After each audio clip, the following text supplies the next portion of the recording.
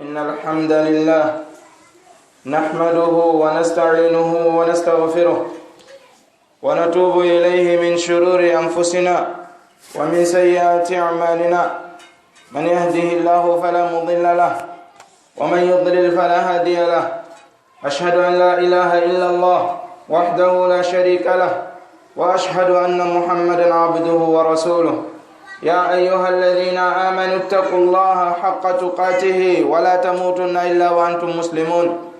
يا أيها الناس اتقوا ربكم الذي خلقكم من نفس واحدة وخلق منها زوجها وبث منهما رجالا كثيرا ونساء واتقوا الله الذي تساءلون به والأرحام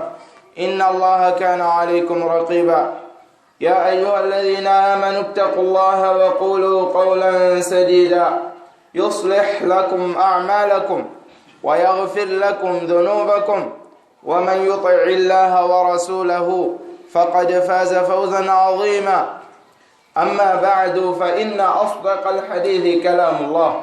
وخير الهدي هدي محمد صلى الله عليه وسلم وشر الأمور محدثاتها فإن كل محدثة بدعة وكل بدعة ضلالة وكل ضلالة في النار أعاذنا الله منها. إن يتي الله جومرالو تبارك وتعالى الله جومرالو تقولو نتنك وحرمناني مقوية زنا ودقناني مقوية جتر وويق قرآن مكة فانكحوا ما طاب لكم من النساء مثنى وثلاث ورباع فإن خفتم ألا تعدلوا فواحدة أو ما ملكت أيمانكم. إيتي مكانك سبحانه وتعالى ويدك دفتر مكة وأنكحوا الأيام منكم والصالحين من عبادكم وإمائكم إن يكونوا فقراء يغنيهم الله من فضله. إن جولي نلادو مكة محمد صلى الله عليه وسلم ودو نلادو مسيرالي himo yamira himo yeeto jama'on himo yeeto dente sukaɓe e sonnaɓe jiwɓe hecciɗuɓe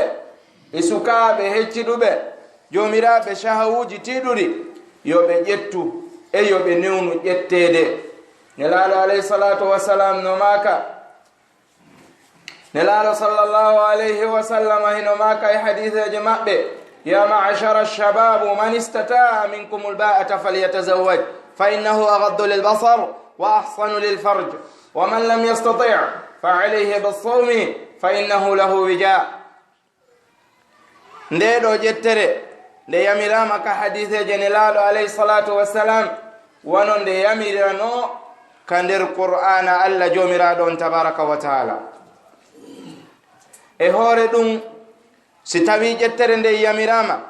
ka nder qur'anam allah nde yamirama ka sunnaji nelaɗo on sallallahu alayhi wa sallama haray ko fahin yen anditu kadi allah jomiraɗo on tabaraka wa taala himo yamiri moƴƴagol e ɓeeɗo sonnaɓe, moƴƴagol e maɓɓe, newagol e maɓɓe, teddingol ɓe, yiɗugol ɓe, ɓannitugol ɓe, yurmegol ɓe hara dow laali ɓe. ko fiyon ɗum ko gorko on woni ko jonna finde dewgal ngal, kanko jonna wonugol dewgal ngal, laatagol maggal, tabitugol maggal, ko kanko jonna sihi mo faala o accita ñande o faala o. kono e nder ɗum allah subhanahu wa ta'ala yeeti kanko gorko on yo o watta yila, yo o rento, yo wondire e oɗo sonnajo no moƴƴiri. sabu si tawi o doolimo hande, o sonjimo hande, o tampinimo hande, o yangimo hande, o wullinimo hande, o ƴetti haqqeji oɗo sonnajo jogike o salike mo jonnitude haqqeji makko ɗin, yawmal qiyama allah dartodoyay e oɗo sonnajo ƴettita haqqeji makko ɗin e juuɗe gorko on, jonnita kanko sonnajo on si gorko on natoya aljanna. ko ɗum waɗi si allah jomiraɗo no wiya ka nder qur'ana wonde mahi ko onon jonna finde dewgal ngal ko onon yamira yon honnu yon nyammin yon holtin askinu honna min haythu sakantum min wujudikum honne be ka hoɗuɗon ɗon embere no marirɗon feere non ko onon worɓe ɓe yamira ɗum wa ala almawludi lahu rizquhunna wa kiswatuhunna bilmaruf wa ala alwarithi mithlu dhalik jibinanaɗo on hino haani ka o faggata oɗo sonnajo e ka o holtintamo hay ronuɗomo on kanko sonnajo on hino haani mo faggude bi mana ñamminamo kañumma e holtingol mo e on ɗon gorko kadi ko kanko kadi woni ko jogiti finde dewgal ngal kanko accitata ko kanko jogoto kono noon Allah wii yo oɗo gorko yo hulumo kanko Allah subhanahu wa ta'ala o totta haqqiji sonnajo on o wi wa ashiruhunna bil ma'ruf wondire e maɓɓe no moƴƴiri haysi on jonnayɓe dépense jonnireɓe no moƴƴiri haysi on holtinayɓe koyon holtinirɓe no moƴƴiri wa ala almawludi lahu rizquhunna wa kiswatuhunna o wi bil ma'ruf hara kono moƴƴiri na jaɓuɗo ɓaymi ala feere ƴettu ɗum ɗo ko ɗum ɗo mi mari e ɗum ɗo yonata siɗa faala yaaru ɗum ɗon siɗa faala accu ɗon ma ɗum jonnanɗi ɗo mi ɓeyda o jonnitamo ɗi tum oya piyaɗi ka jiifa mum huccita yaa o wiya siɗa faala noon ɗaɓɓoy ka soƴƴa bil ma'ruf hara kono moƴƴiri e hoore teddungal e hoore yurmegol mo jaɓuɗo e hino ɗo dépense ji ɗin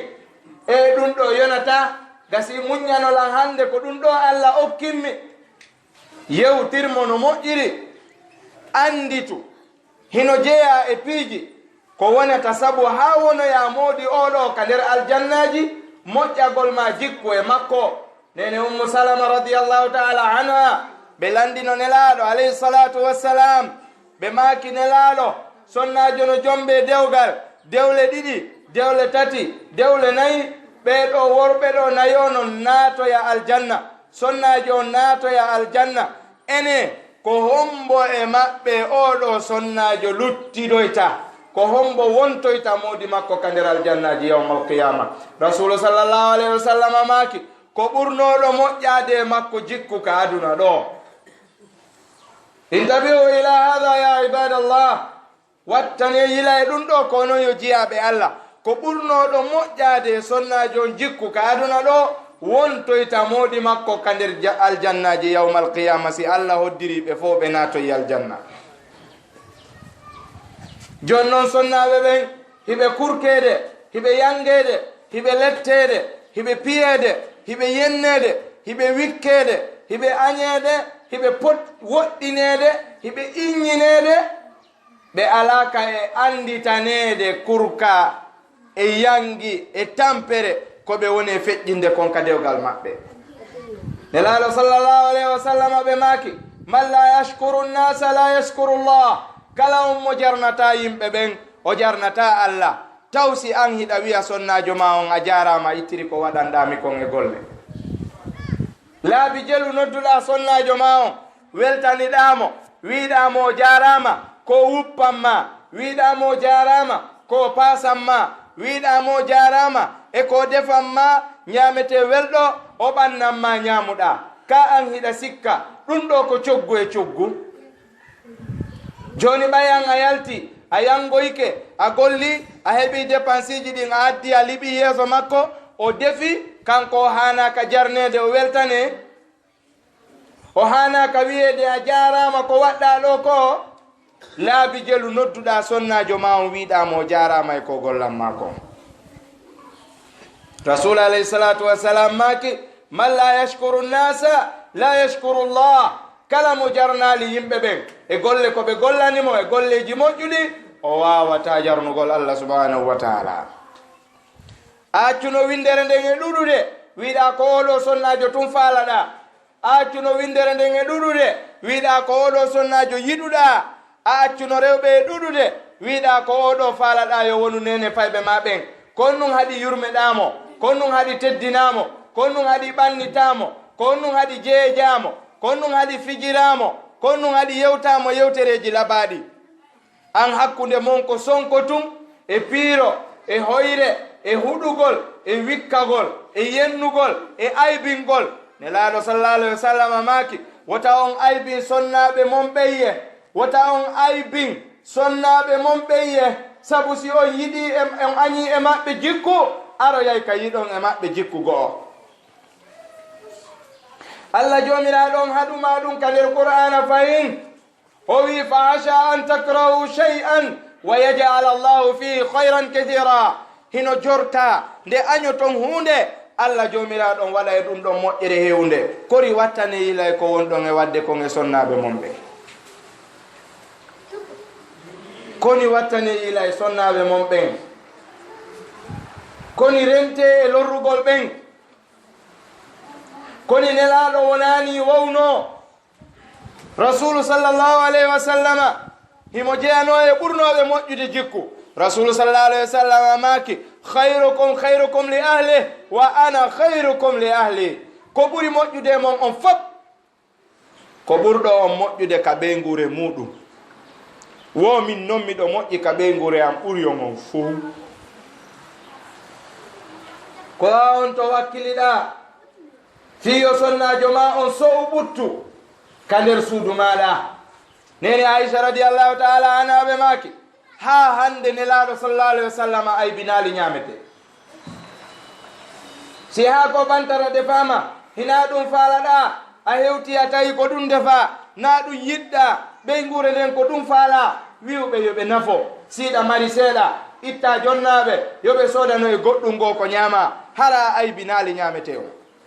Si ñamete on defama lanɗan yejjitama waɗaka wota aybin noddumo ha o noto ɓannamo takko maɗa joƴƴinamo memmina ha memmino nokka e kuyeru longinamo o ñama o ndara o tawa lanɗan ala ton kanko tigiri o qillo o falji. Subhanallah. Kono tawsi koni wonɗen e farjitirde sonnaɓe men ɓen, tawsi no wona banto, tawsi wona hoyre, tawsi wona añugol on ñamete ɗon. Ɓe inni sonna ɓe gollata hay fus, kamɓe ko joɗagol ɗon tun defa ñama ko ɗum ɓe mari ka suudu. Min ni gasi joni mahen e examen, mahen e test, ndaren si tawi sonnaɓe dunca hay hunde sina ñama yara haray ko ɓuri moƴƴude koyeɓe potto. Joni mahen weeti bimbi accu kiidanki fof ki weƴƴitaka, piloji ɗin no jillodiri, ngawluji ɗin gotun kala no waɗori feere, suddare nden no ñoori, drare weƴƴitane nden no ñobbi, suudu ndun fittaka lootaka, ndiyam wulnaka, fayɓe lootaki gosaki, ittali koƴe yahali lekkol, juulali subaka yalta yaha. Ñallal ngal fof wiɗa ton arta kikiɗe, ara tawa sundul lootama, tawa fayɓel lootama, tawa dankiki weƴƴitama, ngawluji ɗi wallinama ka duwalon, ñamete defama o ɓendi o ɓannama ka taba, ndiyan ɗan wulnama ɗan joɗike fi loteteɗam, ndiyan ɗan wulnama ɗan joɗike fi kafe. Fayɓe ɓen juuli ɓe jangi Qur'an, sonnajo on juuli o jangi Qur'an,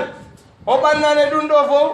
o jaɓɓoma o jaɓane, o werne o sanne, o tolne o naade ka chambre maɗa lotoɗa ha laaɓa, arta o ɓannane ko ñama, ñama ɗum ɗo gayna wonoya kadi jemma o heɓilanoma ka danki maɗa, milandoma question ene ɗi piiji waɗaɗi ka nder suudu ton fof ko an waɗi. ɓay sonnajo on dunca hay hunde, ɗi piiji ɗo fof ko an waɗi, conci wuppat ɗin ko an wuppi, ko an liili yoori, ko an paasi ha ɓowri wallini, ko an weƴƴiti danki, ko an janni fayɓe, kamodi a wontun ko a neɗɗo dulluɗo. miijitoɗen seeɗa andi tanen sonnaɓɓen. si tawi ñamete on joƴƴinama ñamako waɗaka wota sonkuta yennu wimo yo addu ñamako andano gasa o yejjitu neɗɗo on ko yejjitay ɗum ko fitra mo Allah tagi neɗɗanke on e dow muɗum a wawata wonde a yejjitali hay annabi adama e hoore mum yejjituno walaqad ahidna ila adama min qablu fanasi min ahodino e annabi adama ka aranum o yejjiti idan neɗɗo fof yejjitay so yejjiti ɗum ɗum yona ko añiramo ñamete on so yejjiti ɗum ɗum yona ko bantoroɗamo ɗum yona ko piiramo ɓannitumo yewtamo so falji e maɗa noddumo ka suudu joƴƴinamo kaarijo ay bonni ɗum ɗo a hanano wadde ɗum accu ha wona jemma tawa fay ɓenɗanike lutti onon ɗiɗo tun ka chambre ma joƴƴinamo ka denki yewtiramo haqqil yewtiramo doyi sa daari a tawimo ronki a tawi himo nawni a tawimo weela a tawimo faala ɗanade accuwoɗano ha weta bimbi hara o hetti haqqil o hetti fini fana ɓandu ndun satti o jooɗo joƴƴinamo yewtiramo doyi moodi hunde kaari a waɗanno hanki ɗum welali ma hunde kaari ɗa waɗi hanki ɗum labaka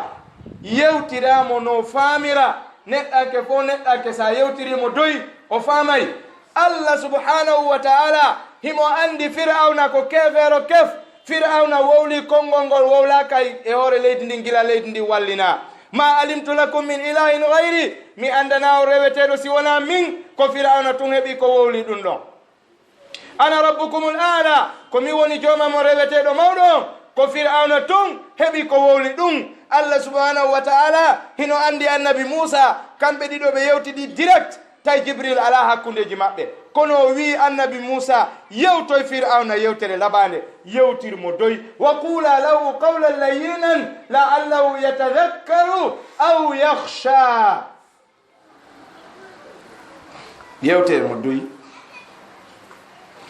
la'allahu yatadhakkar no gasa o wajitoto o taskito o hula o rento aw yakhsha ma kulol Allah ngol yana ka nder ɓernde makko o andita e nele o bonni la ilaha illallah oɗo ko Allah jomiraɗo on oɗo ko annabi Musa oɗo ko kefeero geddo Allah fir'auna Allah wiyana annabajo mum on yewtir fir'auna doy subhanallah an hayta yewtira ɓeygu ma doy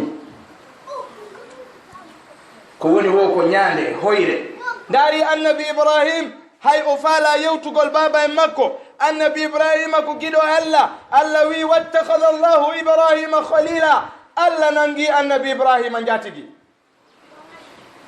hay ko yewtata baba en makko ko doy o yewtirimo wonde fof mo laaɓano baba en makko ko kefeero geddo Allah ko rewowo sanamu ya abati ya abati ya abati ya abati ko onon yo baba en ko onon yo baba en ko onon yo baba en ko ɗi konnguli o wonno e noddirde baba en makko annabi Ibrahima ko no wonno e yewtirde kefeero geddo Allah ben makko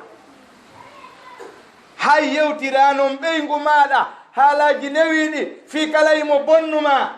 yewtiramo doy fi o faamu o anda wondema o bonni o qirro o bonni o tuuba o rutto ndaari Allah no andi ko an itti teŋe ko an jombi ko an honni ko an holtini ko an ñammini ko an ñawndi ko a woni baba fayɓe ko an accitata ko an resata Allah no andi ɗiɗo fof kono o wiisi ɓeygu ma bonnima wota ador piggal ngal wota ador hoyre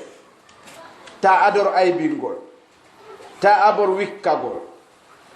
o wi yewteɓe wallati takhafuna nushuzahunna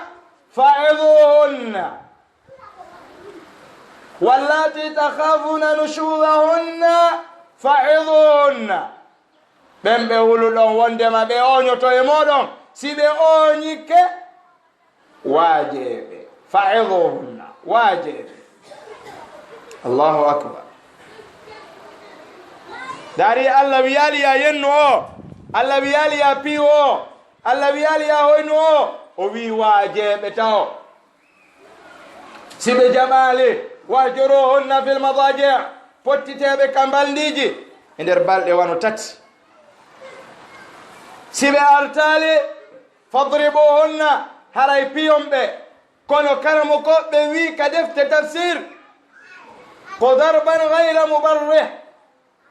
ko piggal ngal helata ngal barminta ngal naɓata iñasdin ma donka ko piggal ngal goɗɗo yiyata batte mum ka ɓandu makko piyatama hara kadi ko yerko bonnuma kon wonɗamo e piruɗe wonamon e goɗɗum goo Allah rentimma ɗon kadi hakken ko tawi o faalaka ya piyumo o wi fa in ata'nakum fala tabghu alayhinna sabila si tawi leɓe ɗoftike on wota on ɗaɓɓitir laawol goo no lettironɓe ma piyironɓe allahu akbar taw si ko ni jogorɗen sonnaɓe men ɓen wallahu lmustaan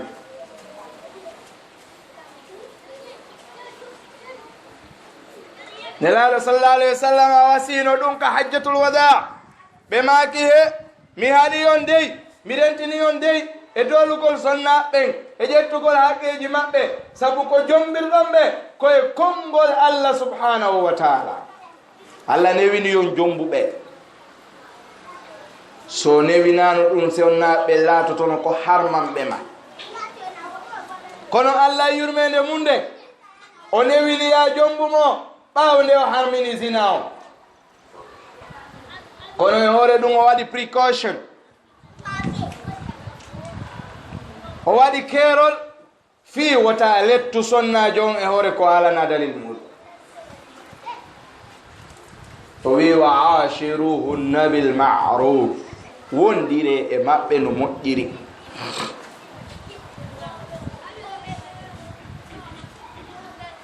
hay si a yalti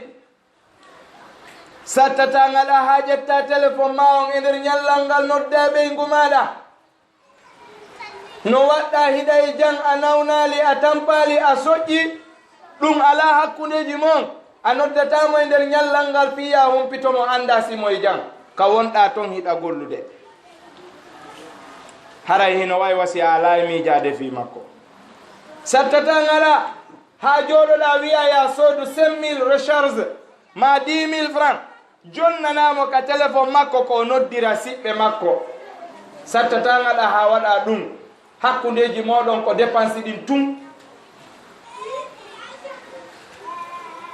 ay way golle arta wiya assalamu aleykum o wiya wa aleykum salam o ƴaɓɓoma o tolne o sanne o werne ka nder suudu maɗa tawa kanko an a wawatamo landade e nder ñallal ngal ko honɗum feƴƴi est ce que goɗɗo yennalimo est ce que goɗɗo wikkakimo est ce que goɗɗo aybinalimo est ce que goɗɗo barminalimo est ce que o heɓali sonja ka makiti est ce que o leefali ko yeyi ka makiti est ce que o tampali a landota komoɗi piiji an hajuma ala himo way tuwa kurkadu ka maɗa hara ko kurkadu ndu considiraka kadi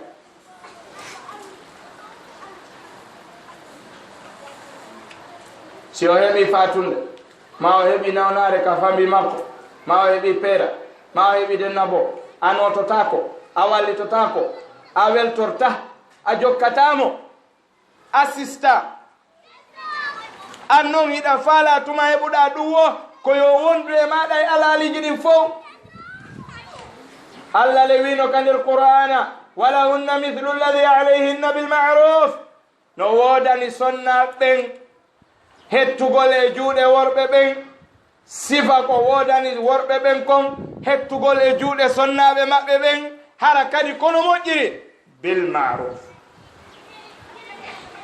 walahunna mithlu alladi alayhinna bilmaruf si tawiɗa yiɗi sonnajo ma on yo weltanoma weltanomo siɗa yiɗi yo jarne jarnumo siɗa yiɗi yo urnanoma urnanomo siɗa yiɗi yo paranoma paranomo siɗa yiɗi yo wondu e ma sa nawni wondu e makko so nawni sa yiɗi yo wondu e maɗa si fami ma on heɓi haaju wondu e makko ka welo welo e kasuno fo walahunna mithlu alladi alayhinna bilmaruf kono ɗum alda hakkunde ma an e sonnajo ma on magasin ji maɗi madina andi fermota ko hay ñande wotere fi programme ɓeygu maɗa ko programme ji maɗin tun anduɗa an sa heeɓi denna bo ka famille ma affaire may sa heeɓi fatunde affaire may sa heeɓi nawnare affaire may kanko si o heeɓi an affaire mirta saabu ɗum jokkamo ko jonnugol mo mbuɗi wiyamo yahan nen ɗon wallahi nani nelaɗo alayhi salatu wassalam wawno allah wi alima ɗum kadi ko qur'an ko wi walahunna mithlu alladi alayhinna bilmaruf gorko mo fijideta e ɓeygu muɗum ɓe yetoma mo fijidi e mbewa mba ƴakka mo lince an a fijideta e ɓeygu ma on ittodirta wula a awmatamo a cantatamo a jammatamo nelaɗo alayhi salatu wassalam ɓe jammayno ɓe jammi nene aicha radiallahu taala anha alhumayra jiwum boɗe hum noddu ɓeygu maɗa inde ɓuura nde mo welde nden madama tun inde nde wona inde kefeero ko inde daginde saabu allah no wi bisa lismul fusugu bada l iman jammumo inde welayde mo noddiramo nden inde cantamo awmamo waɗamo sama kala ñande goo nene aicha e nene hafsa sinirɓe ɗiɗo hiɓe jooɗi nelaɗo sallallahu alayhi wa sallam no jooɗi nene hafsa makani nene aicha ñamen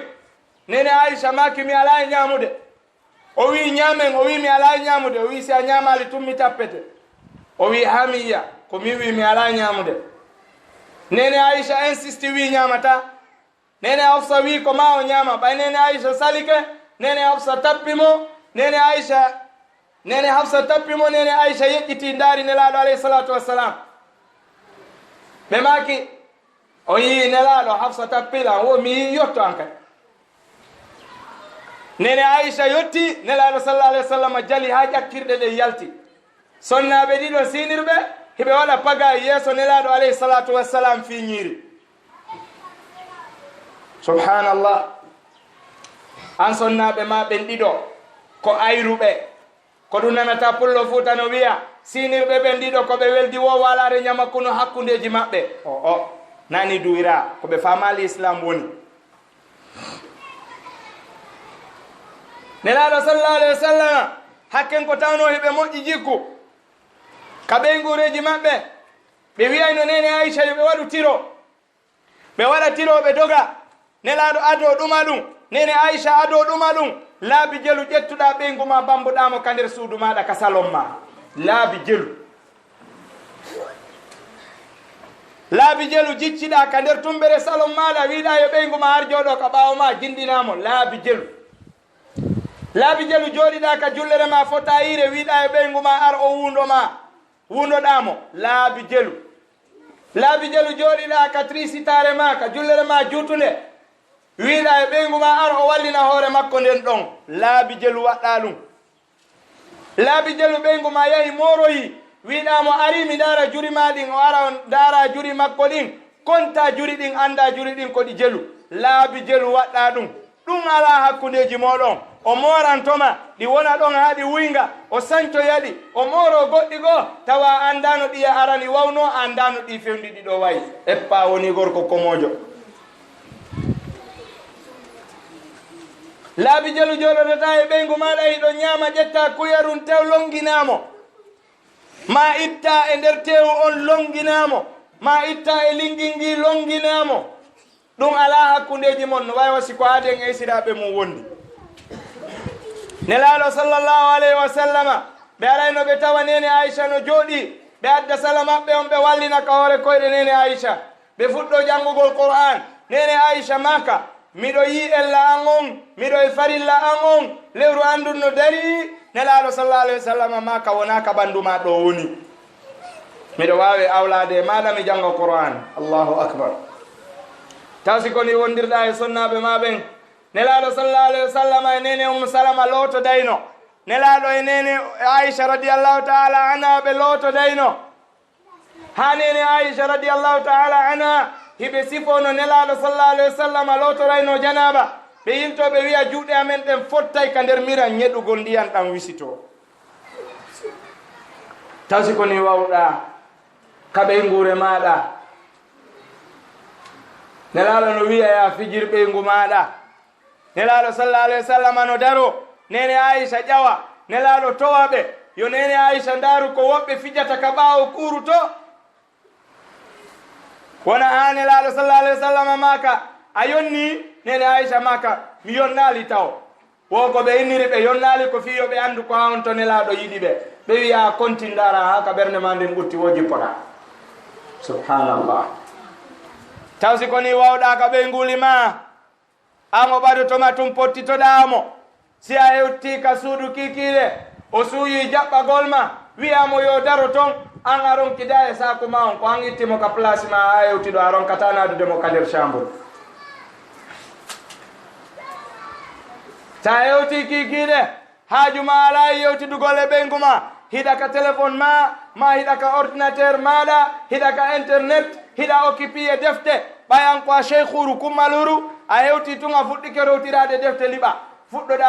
jangude goɗɗum fuɗɗoɗa windude goɗɗum fuɗɗoɗa wiƴƴitade defte oɗo gila bimbi ha kikiɗe ɗon on yiidali on yewtali on fijali on waɗali awamu a hewti kadi a rewtirike defte e wallingol a fuɗɗike jangude qur'ana ɓayɗa hunji hiɗa rewtade kanko a alanamo tan hay nde wotere fiyon yewtu onon ɗiɗo ittodiro wula awa feccu tanji ɗin waɗa tango fi aduna on tango fi Allah tango fi hakkude ma an e ɓeygure ma nden ɓenno duwa heɓude haqqe e maɗa mo tawata joɗoda e maɓɓe fijon jalon yewton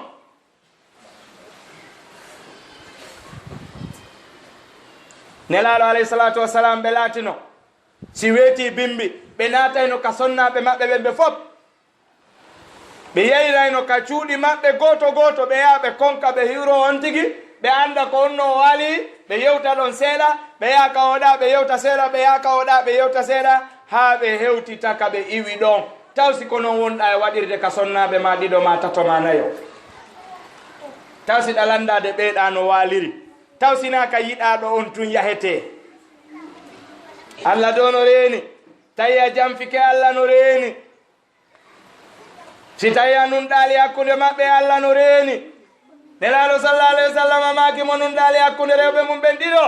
yawmal qiyama o immoytota feccere ɓandu makko num fof gilɗi ɗin no ñamay no taƴa no futta holo Allah hula bone ɗum sabu sonnajo on kanko wata ƴettande hoore makko kono Allah ƴettoyay ɗum e juuɗe ma yawmal qiyama nelaɗo sallallahu alayhi wa sallam o laatino kanko e ɓeyguli makko ɗin ɓe yewta ɓe fija ɓe jala docteur salmanul awda ino ɓangini ɗum ka deftere makko misahu rasul awamuji nelaɗo ma canti nelaɗo emo ɓangini ɗum ɗon ha laawi poy wondema nelaɗo sallallahu alayhi wa sallam e ɓeyguli mum ɗin ɓe waɗayno awamu ɓe yewta ɓe fija ɓe jala ɓe ittodira wula hanini aicha radiallahu taala anha eno fillo women e nelaɗo men jotto meɗen fija meɗen waɗa awamu ha noddinane ka juulirde juulugol nelaɗo immoto yaha wawa si o anda men ha hande sabu tan Allah on no woodi tan amen on menen ɓeygure makko nden no woodi tan siko ni waɗirɗa tan jimaɗin an programme ji ma ko annduɗa ko fof ko madina programme ji ɓeygure ma nden ko wondi on ko si ɓe ñamiɓe haari si tawi ɓeygu maɗa aliɓi dépense o defiñiri a arti kikiɗe o wima himo weela worɓe ɓen ko ɓe landoto ene ɓendundi ala o wiya o mi defuno ino ɗo kono lam weela o yeetikema wondema na ɗum ɗon o faala ñamude nden ñande ɓayan a anditali sodangol mo jus a anditali sodangol mo boisson a anditali sodangol mo liƴƴi saaɗi a anditali sodangol mo liƴƴi juɗaɗi a anditali sodangol mo shawarma a anditali sodangol mo sandwich addorana mo ka suudu ko ñaama awa kanko o yeetikema nden ñande nañiri o faala o yeetoma ya jonnumo semmilo ya o sooda ceke wiyamo si ɓendundi ala a jonnaymo kono sino woodi on ala affaire goɗɗum go'o tawale hiɗa mari feere mum kono a watta allahu akbar kanko ala haqqe sanjugol ñamete o sooda goɗɗum ngo ko faala kono a waɗantamo ɗum ɗon ndarale da duwano moƴƴade o kanko woni nene fayɓe ma ɓen kanko woni kurkanade ma yangalo ma himo andi e maɗa ko nene ma e baba en ma anda e ma kono tawa yer on 4000 ma 5000 o yonata hakkundeji mon fiya ƴettu ɗum ɗon jonnama tata siko sukaɓe goɓe wulata allah ɓe mari rewɓe jatigiɓe hiɓe préféri jonnalngol mo 20 000 30 000 franc yo yawo sodoya ko faala ma ƴetta mo naɓa mo nokkugo e yaaɓe ñamida ma jonnana mo recharge mo 20 000 ma 30 000 wano e vendredi hande ɓay haray bonus no woodi kawrance tay mo wakkili buganade on ɗon ɗin ɗon ɓeygu makko 5 000 franc ala hakkundeji maɓɓe allahu akbar o yataga makiti ha o yiya tiggare nde wela mo o sooda nde o addorana ɓeygu makko o yataga makiti o yiya jilbabu laɓaɗo o sooda mo addorana ɓeygu makko o yiyata toon paɗal o nelda ɓeygu makko o yiyata toon hay hunde ko tata mo wawi sodude o addorana ɓeygu makko handindinamo e muɗum allah le wino wa ashiruhunna bilmaruf sa ala haray ella ala kono si hiɗa mari andi to ɓeygure ma nden al awwalu fal awwal nelaɗo sallallah alayhi wa sallam maki ala sadaka mo gorko on ittata tedduɗo ka allah jaɓeteɗo ha hewti dépense ko ittata kon ka jiifa makko jonna ɓeygu makko fi ko ɓe ñama nelaɗo maki hay sayre ko waɗata kon ka hunduko ɓeygu maɗa ko sadaka wonandema an gorko on ittiri ko waɗɗa ɗon e moƴƴere o ko baraji wonɗa e heɓude yawmal qiyama e kontetele kadi ko jeeya ɗum e moƴƴagol e ɓeygure maɗa nden ɓayiɗa faala moƴƴugol ɓura jama on fop nelaɗo sallallah alayhi wa sallam maki khayrukum li ahli ko ɓuri moƴƴude mon fop ko ɓurɗo moƴƴade e ɓeygure mum nden taw siɗa woni prêt waɗugol ɗum yo allah ɓurtu en wallude aqulu ma tasma'una wa astaghfirullah li wa lakum innahu huwal ghafurur rahim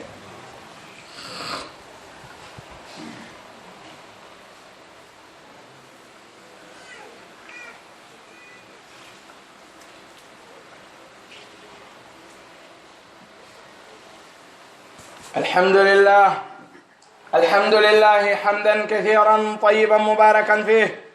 ثم الصلاة والسلام على سيدنا محمد وآله وصحبه وسلم تسليما كثيرا أما بعد مصيب جوبة الدبة ميجي تدين سيرا إن ندوهي ببين ين أندو بيجي بوي كواني بونو دي دولة إنكم كو أنغال وندقال مجنغال كندر سودو سيتاوي أفجر تاسونا جماعو أجيجا تامو أيوتا تامو awaɗantamo piiji foturi si tawi sonna jongo hulali allah o heɓi corfun ko raɓɓiɗi o jokkay joni goɗɗo goo waɗanomo sifa ɗin piiji haysi himo ka nder suudu maɗa ko waɗi noon internet toon no way wo ande whatsapp no woodi viber wechat tango line gmail messenger facebook ɗin piiji ɗo fof no woodi ka tawata sonnajo o wawa yewtudude yimɓe façon ji ha o hawrodiroya e goɗɗo mo tawata yewta mo sifa ɗi yewtereji haysi yewtereji ɗin ko fenande haysi tawi hara sonnajo on sertino e modi mum ari ka makko kanko jombimo ara watamo waɗande ɗi kono wowlanaymo ɗi piiji welɗiɗo fop wawa si sonnajo on serti e modi mum hande ari ka makko kanko o waɗanaymo ɗiɗi fof sonnajo on suno sonnajo on tampa o ɓitto o sonjo o maapo o ana ko fiyon ɗum himo ƴetta o wawata iwde ɗon o yaha ka oɗa himo ƴetta si o helingal dewgal o yehi ka o to o andano wawoyta himo ƴetta hay o helingal dewgal kamɓe ɗiɗo ɓe serti oɗa hino woɗɗitimo o wawata yaade ka on won ton on no e peyigo kanko emo e peyigo o heɓi ande o heɓi mapare o waɗi wa moɗuɗo ƴiyal ngal feƴƴoyta o tuttatanga ko waɗi moodi makko mo wondi on alamo e waɗande ɗi piiji ɗo goɗɗo goo fodimo to waɗanaymo ɗin piiji o wawata hewtude on ɗon ete moƴƴo ɗon e sonnaɓe mon ɓen kala none no moƴƴagol ngol ne wori ete moƴƴo ɗon e sonnaɓe mon ɓen kala none no moƴƴagol ngol yaadiri e sharia ete moƴƴo ɗon e sonnaɓe mon ɓen kala none no moƴƴagol ngol ardiri worɓe no woodi ɓe ƴettata hay idea bimana feere e juuɗe sonnaɓe maɓɓe ɓen ɓe haajaka si ɓe falama sodude tere leydi ɓe sooday mo tum ɓe landotako si ɓe sooday oto ɓe sooday tum ɓe landotako si ɓe sooday suudu ɓe sooday tum ɓe landotako si eggete ɓe ƴettay tun sonna maɓɓe ɓe yaha ɓe inna on ko gerto tuma eggete wo gerto landetake si eggete ko moɓugol tu yaada e muɗum o way nani rasul nani wawno wallahi rasulu sallallahu alayhi wa sallama ɓe iwdi e sahabaɓe madinatu munawwar hiɓe suti makkatal mukarrama natogol waɗa umra heferaɓe ɓen haldi wondema yoɓe ar kamɓe rasul sallallahu alayhi wa sallama ɓe windodira ko wiyete ko memorandum of understanding bimana ko wiyete assolh ɓe neli suhaylini bini amr o yi makka o ari o fotti e nelaɗo sallallahu alayhi wa sallam o wi yoɓe windo du ko wiyete solh wondema rasul sallallahu alayhi wa sallam natoyta makka nden ɗon hitande ɓe windodi ɓe gayni nelaɗo makani sahaba ɓen fembe anni yo ɗon umra on ɗo yiltoɗen madina ɓe jaɓari nelaɗo yewti ɓe jaɓari wona wondema sahaba ɓe yeddu nelaɗo yeddande salare ko ɓe falano ko habbitagol ndara si nelaɗo sansay feere mum ɗen ɓe kontina makka ma ɗum si ɓe sansay feere maɓɓe nden ɓe yamira ɓe haɓugol hefera ɓen ɓe natoya makka e dow forcé ko ɗum ɓe taƴƴinino wona wondema ɓe sali wiwgol mi ɗoftota ko fes rasulu sallallahu alayhi wa sallam ardali noon ɓay ɓe yamiriɓe ɓe jaɓali rasulu seytini ɓe natoy ka tillisow maɓɓe tawi ɓe wondi nden ñande e nene ummu salama ɓe wi mi hulani wondiɓe am ɓen wota allah tikkamɓe ɓe wi ko honɗum waɗi womi yamiriɓe ɓe salike allahu akbar nelaɗo no ƴettude feere sonnajo jenti to moƴƴa rasulu ɓay makani ɗum ɗo nene ummu salama makani ɓe cippin ɓernde ma nden ta seytin cippin ɓernde ma nden yaw ka yaasi nodda goɗɗo wiyamo yo fembe accitaɓe kaɓe wonɗo subhanallah feere sonnajo gol nelaɗo alayhi salatu wassalam yalti ɓe noddi sahabajo goo ɓe wi ari fembami on ɗon no arduno fuɗɗi fembugol ɓe sahaba ɓen ɓe fof ɓe dogi goto kala e maɓɓe yahi adodiri e fembugol ɗimmo mum on ɓe foppu ɓe fembinde wotere feere sonnajo dandi sahaba ɓen fof fuyta allah seytinanɓe si nelaɗo wino mi ƴettata feere sonnajo marsatano an ko an woni hombo ha tawi a wawata ƴettude feere sonnajo ma on si tawi inde feewi ko on to kulol ma allah ngol itti ha tawi a ƴettata feere sonnajo maɗa ndaari nelaɗo sallallahu alayhi wa sallam no ƴetta yewtere e juuɗe cheytaneru ɓe jawa ɓay ko goonga seydna abi hurayra halfina baytul mal suudu ndun ka jawdi ndi won ɗon cheytaneru ndun ari wala biji ɗiɗi himo nangude ndu ñande tati o wi o naɓayndu ka nelaɗo ndu jeeji ndu wiimo accu mi yetoma goɗɗum ko watta danditoɗa amen wo hon ɗum wo jangga e ayatal kursiyu allah dandete amen o yahi o rippoti e nelaɗo alayhi salatu wassalam o yeetiɓe wondema ko ɗum ɗon cheytaneru ndu wiimo rasulu sallallahu alayhi wa sallam maaki sodaqaka wa huwa kadhubun ko ndu wowlanma ɗo konko goonga kono noon ko fenay ndu anda kono nde yewtere ɗo on in particular nde ɗo ko goonga